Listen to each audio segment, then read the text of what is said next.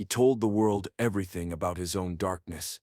But when it came to Kurt Cobain's death, he chose silence.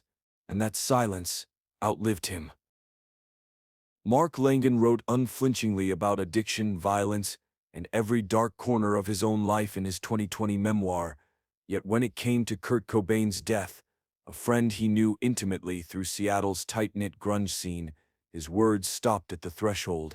This silence matters now because Lanegan died in February 2022, taking with him whatever perspective he held about one of music history's most scrutinized deaths, leaving a gap that will never be filled.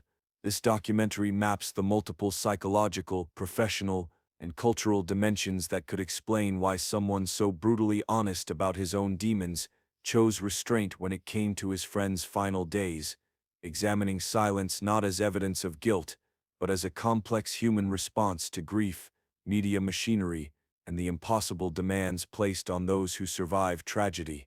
If you're interested in exploring the untold stories and psychological complexities of music history's most mysterious moments, consider subscribing to stay connected with documentaries that examine what lies beneath the surface of accepted narratives.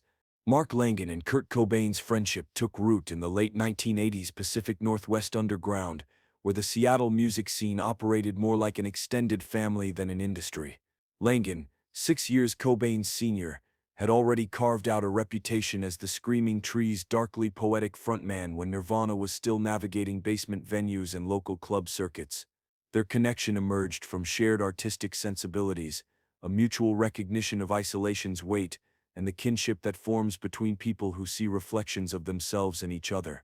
They collaborated on recordings, crossed paths at the same studios and late-night gathering spots, and moved through identical landscapes of creative ferment and personal struggle. Lanegan's subsequent silence carries weight precisely because it came from someone inside that circle, not a journalist observing from outside or a casual acquaintance trading on a famous name, but a peer who understood the pressures, carried similar battles with addiction, and knew Cobain beyond the public mythology. The first layer of explanation sits in the territory of personal grief and psychological self-preservation. Lanegan documented his own severe addiction throughout his career, surviving multiple near-death episodes that he would later write about with brutal clarity. For someone who had stood at the edge of self-destruction repeatedly, discussing a friend's death under circumstances involving similar demons might have felt like publicly excavating wounds that had never properly healed. Grief researchers observe that individuals with histories of suicidal ideation or addiction survival often find it psychologically destabilizing to analyze the death of someone who succumbed to parallel struggles. This isn't concealment of information, but rather the protective instinct of someone who knows that certain emotional terrain becomes dangerous when navigated under public scrutiny.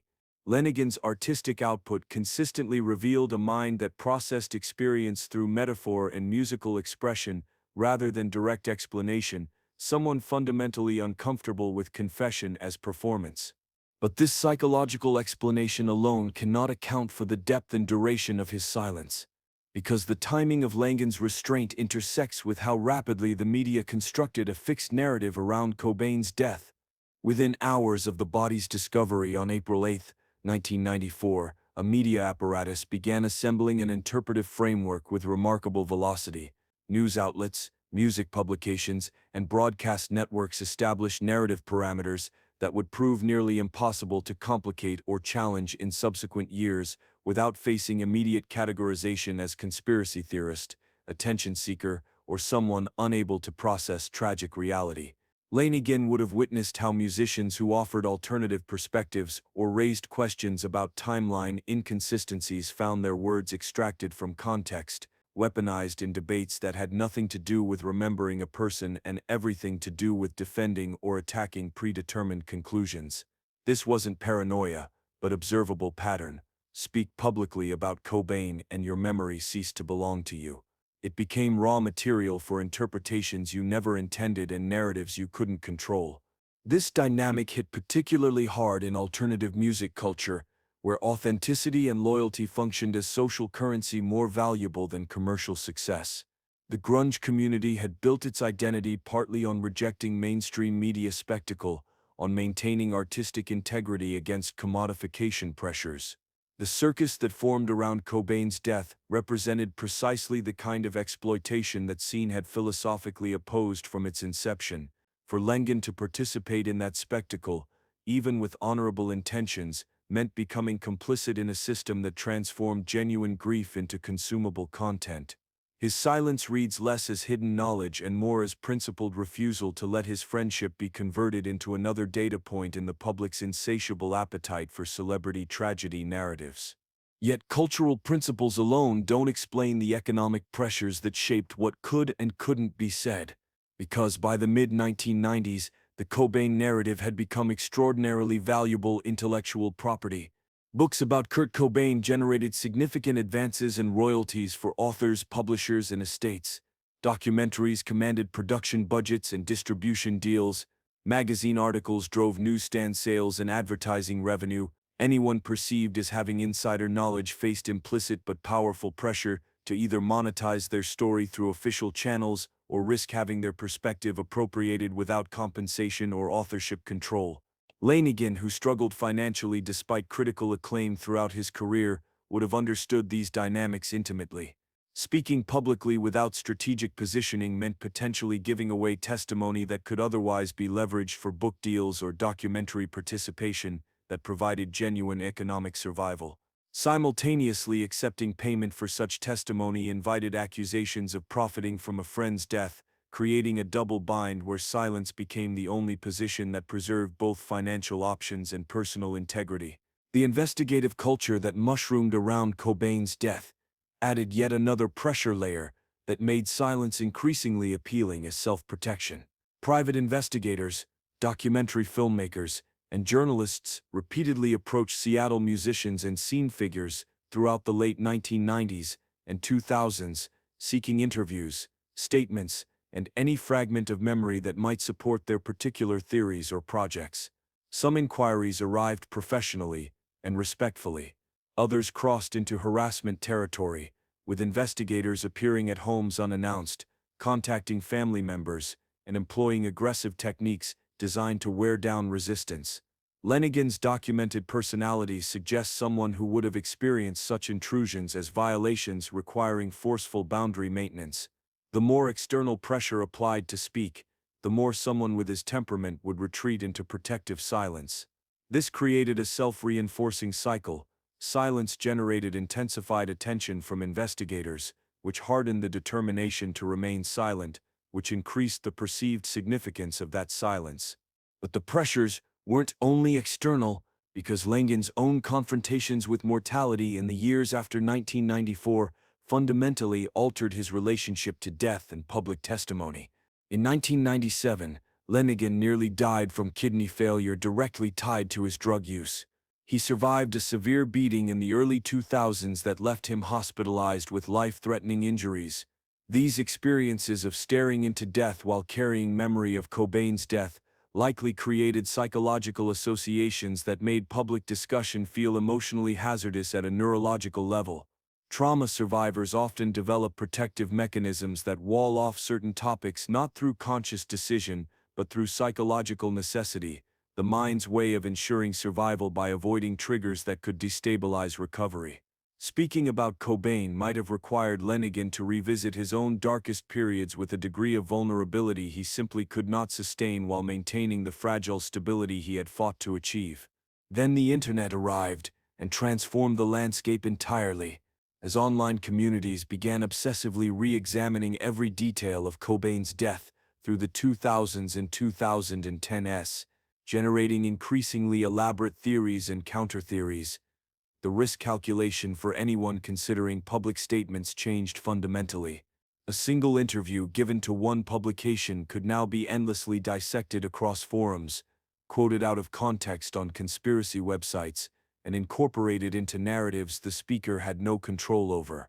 The internet's permanent archive meant words spoken today could be reinterpreted by successive generations of amateur investigators, each bringing their own agenda and interpretive lens. Lanegan maintained minimal social media presence and avoided digital self-promotion throughout his career, suggesting someone who recognized early that internet culture's permanence and context collapse made authentic communication nearly impossible. His silence can be read as strategic refusal to feed a machine proven capable of transforming nuance into ammunition, memory into mythology, and measured statements into inflammatory headlines. These explanations stack and intersect, but none yet addresses a simpler possibility, because Lanegan's silence may have been primarily about protecting other people rather than himself. The Seattle music community in the early 1990s was densely interconnected, with overlapping friendships, romantic entanglements, drug networks, and personal conflicts that occasionally intersected with public events. If Lanegan possessed knowledge about the broader context of Cobain's final weeks, including information about mutual friends, substances being used, or interpersonal conflicts within that tight circle, speaking publicly might have exposed others to scrutiny they didn't deserve or caused collateral damage to people who had moved beyond that period of their lives. This kind of protective silence operates as loyalty code in close-knit communities. You absorb certain knowledge rather than sharing it, measuring the cost of speaking not just in personal terms, but in potential harm rippling outward to others who deserve privacy and protection from public judgment that could destroy careers, relationships, or recovery processes. Lanegan's artistic philosophy throughout his body of work consistently favored ambiguity and emotional complexity over neat explanations. His lyrics across decades explored death, loss, and unresolved grief, without providing narrative closure or clear moral frameworks. This aesthetic commitment to mystery wasn't evasion but rather a sophisticated understanding that some human experiences resist simplification. The memoir Sing Backwards and Weep demonstrates this pattern perfectly, unflinchingly honest about his own addiction, violence, and moral failures, yet notably circumspect when the narrative touched Cobain. He acknowledges their friendship with affection. He names the profound impact of Cobain's death on him personally, but he refuses to speculate about circumstances. He offers no detailed accounting of the days leading to April 1994. This selective disclosure wasn't accident but deliberate boundary, a line drawn between what he would share about his own life and what he would protect regarding someone else's tragedy. The institutional dynamics of the music industry created additional constraints on what anyone still navigating that world could safely say about high-profile deaths. Record labels, management companies, and legal teams maintained vested interests in particular narratives, and artists still relying on industry infrastructure for album releases, tour support, and booking had to consider how controversial public statements might affect professional relationships. While Lanegan operated increasingly outside mainstream structures by the 2000s, he still depended on independent label support, booking agents, and industry networks to sustain his career. Speaking in ways that challenged official narratives or raised uncomfortable questions about powerful institutions or individuals could result in subtle but real professional consequences, from being quietly labeled difficult to work with to facing reduced promotional support that meant the difference between financial survival and collapse. He offers memory but withholds interpretation. He gives affection, not timeline. He acknowledges the friendship but refuses testimony. The final years of Lanegan's life, spanning 2020 through his death in February 2022, unfolded during the COVID-19 pandemic's social isolation and collective trauma. He contracted severe COVID-19 in 2021, documenting weeks of near-death delirium in writing that revealed someone once again confronting mortality with terrifying immediacy. During this period, as Lanegan faced his own death repeatedly through illness, questions about Kurt Cobain's death 27 years earlier likely felt distant from immediate concerns about survival. The pandemic's atmosphere of universal death and loss may have made revisiting one specific tragedy from the past feel impossible or irrelevant compared to the suffering unfolding globally. His silence in these final years reads as the silence of someone who had already survived too much to spend remaining energy on public explanations that could never satisfy the appetite they were meant to feed. Mark Lanegan died in Ireland at 57, never providing the detailed public testimony about Kurt Cobain that investigators, journalists, and fans had sought for decades.